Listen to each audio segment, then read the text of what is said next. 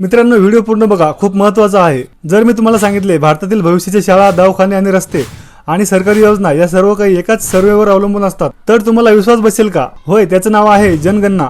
सध्या भारताची 16वी जनगणना सुरू आहे, जी 2027 ला संपेल। जनगणना म्हणजे फक्त लोकच मोजणे नाही, तर देशात किती लोक राहतात, कोणाकडे किती घरं आहेत, वीज, पाणी आणि शौचालय आहे का, शिक्षणाची स्थिती काय आहे, या सर्व गोष्टींची माहिती गोळा केली जाते आणि याच माहितीवरून सरकार पुढील योजना ठरवते।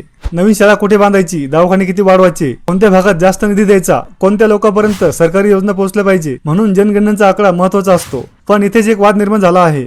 द हिंदू न्यूज नुसार राजस्थान आणि उत्तर प्रदेश मधील काही जनगणना अधिकाऱ्यांना पुन्हा जाऊन माहिती बदलण्याचा आदेश दिला आहे।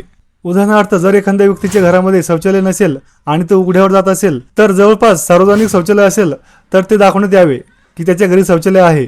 प्रश्न हा आहे की जनगणनेचा उद्देश काय आहे? वास्तव दाखवणे आहे की फक्त सुंदर आकडे दाखवणे आहे?